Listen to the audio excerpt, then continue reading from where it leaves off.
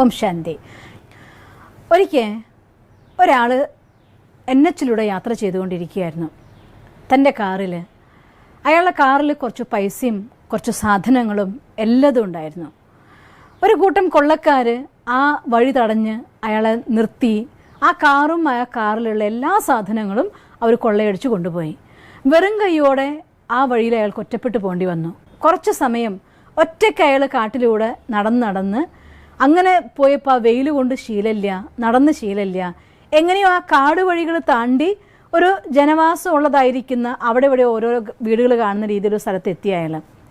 എത്തിക്കഴിഞ്ഞ സമയത്ത് അയാൾ കുറച്ച് ആളുകളോടൊക്കെ സഹായം ചോദിച്ചു.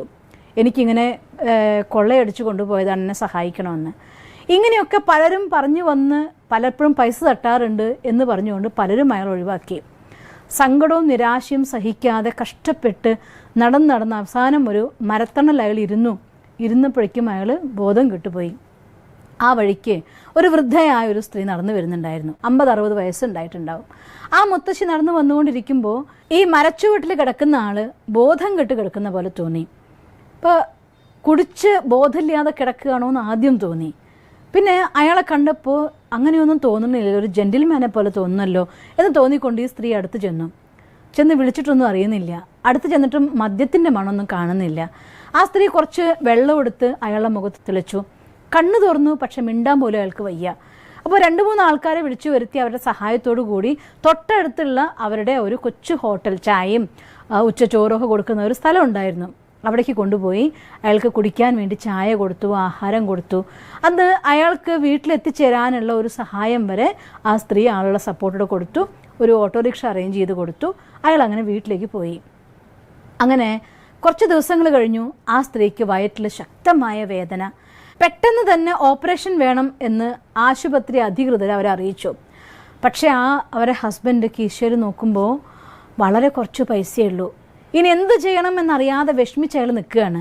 അപ്പോൾ അയാൾ കീശയിൽ നിന്ന് ആ പൈസ എടുത്ത് വീണ്ടും എണ്ണി നോക്കുകയാണ് കയ്യിൽ. ഇനി എവിടെ നിന്ന് പോകണം, എവിടെ നിന്ന് കിട്ടും, ഒരു വഴിയില്ല, എൻ്റെ വൈഫിനെ രക്ഷിക്കാൻ എനിക്ക് പൈസ ഇല്ലോ എന്ന് വിഷമിക്കുമ്പോൾ അറിയാതെ ഇയാളുടെ പേഴ്സിൻ്റെ ഉള്ളിൽ ഈ സ്ത്രീയുടെ ഫോട്ടോ ഉണ്ടായിരുന്നു. ആ ഫോട്ടോ താഴേക്ക് വീണു. ആ താഴേക്ക് വീഴുന്ന സമയത്ത് ആ റിസപ്ഷൻ്റെ അടുത്ത് വരുന്നുണ്ടായിരുന്ന ഒരു ഡോക്ടർ ആ ഫോട്ടോ കണ്ടു. ആ ഫോട്ടോ കണ്ടപ്പോൾ അയാൾ ചാടി വീണ് ആ ഫോട്ടോ എടുത്തിട്ട് ചോദിച്ചു, ഇത് നിങ്ങളുടെ ആരാന്ന് ചോദിച്ചു. അപ്പോൾ അയാൾ പറഞ്ഞു, ഇതെൻ്റെ വൈഫാണ്. അയാൾക്ക് അങ്ങോട്ട് കരഞ്ഞുപോയി. ഞങ്ങളൊരു ചായക്കട നടത്തി ജീവിക്കുന്നവർ, ചെറിയ ഹോട്ടൽ നടത്തി ജീവിക്കുന്നവരാണ്. പക്ഷേ പെട്ടെന്ന് വയറുവേദനയായി ഹോസ്പിറ്റലിൽ അഡ്മിറ്റ് ചെയ്തു. ഒരു കാരണവശാലും എൻ്റെ കയ്യിൽ അവർക്ക് പറയുന്ന പണം ഹോസ്പിറ്റലിൽ കെട്ടിവെക്കാനില്ല. അപ്പോൾ കഴുത്തിൽ സ്റ്റെതസ്കോപ്പ് കണ്ടപ്പോൾ പറയാം, നിങ്ങൾ ഇവിടുത്തെ ഒരു ഡോക്ടറാണോ, എന്നെ ഒന്ന് സഹായിച്ചു തരുമോ?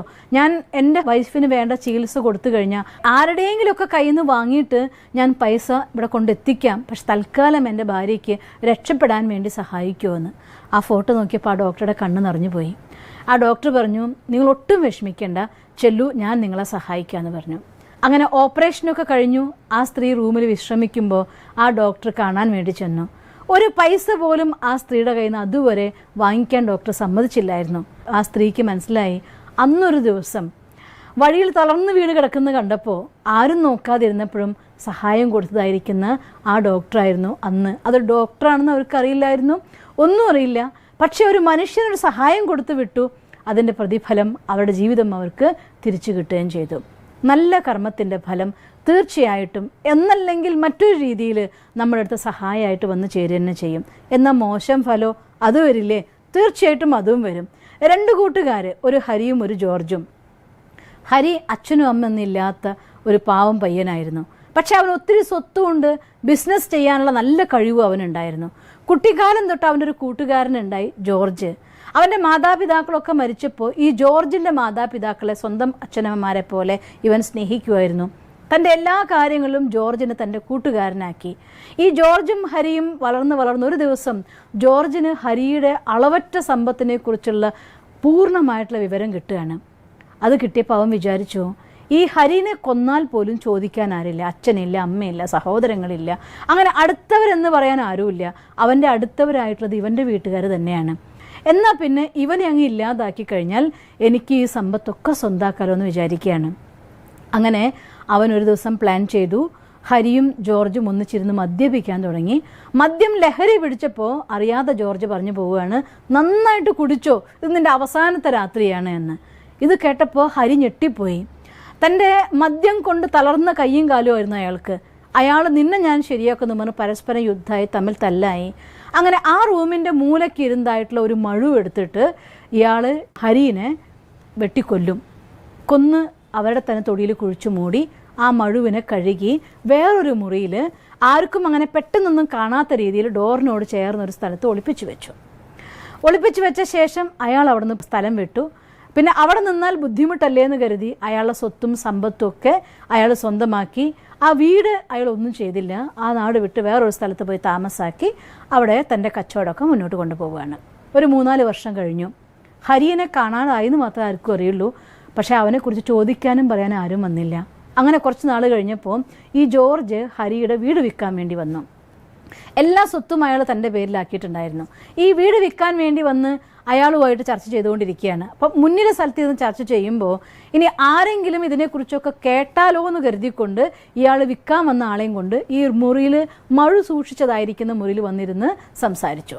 അങ്ങനെ കച്ചവടമൊക്കെ ഉറപ്പിച്ചു. ഇനി ഇത് വിൽക്കാൻ വേണ്ടി ആൾ വരെ വേണ്ടെന്ന് ഉറപ്പിച്ച് അയാൾ വിശ്രമിക്കാനിരുന്ന സമയത്ത് മറ്റാൾ പോയി. ഇയാൾ മുറിയിൽ ഒറ്റയ്ക്കാണ്. കുറച്ച് സമയം ഒറ്റയ്ക്ക് ഇരിക്കുമ്പോൾ പെട്ടെന്ന് അവിടെ ഒരു ഭൂകമ്പം വന്നു. ഭൂകമ്പം വന്നപ്പോൾ റൂം തുറന്ന് പുറത്തേക്ക് കിടക്കാൻ നോക്കിയതാണ്. പക്ഷെ തിരക്ക് പിടിച്ച് തുറക്കാൻ നോക്കിയപ്പോൾ ആ ഡോറിൻ്റെ അടുത്ത് മുകളിലിരിക്കുന്നതായിരുന്ന ആ മഴു ഭൂകമ്പം കൊണ്ട് അയാളുടെ തലയിൽ വീണ് കറക്റ്റ് നടുവങ്ങ് തല പിളർന്നു. അയാൾ അവിടെ അവസാനിക്കുകയും ചെയ്തു.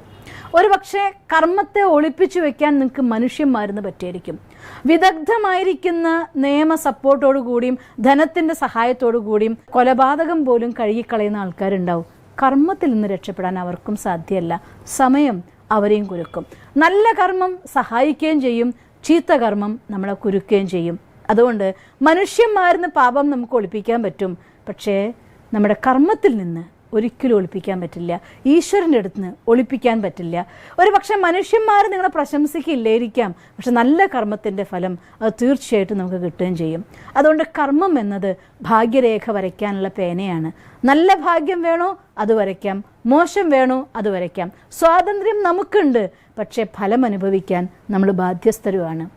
അതുകൊണ്ട് ശ്രേഷ്ഠ കർമ്മം ചെയ്യാനും ശ്രേഷ്ഠ ഭാഗ്യമുണ്ടാക്കിക്കൊണ്ട് സന്തോഷം നിറഞ്ഞൊരു ജീവിതം ഉണ്ടാക്കാനും നിങ്ങൾക്ക് സാധിക്കട്ടെ എന്ന് ഞാൻ പ്രാർത്ഥിക്കുന്നു. ഓം ശാന്തി.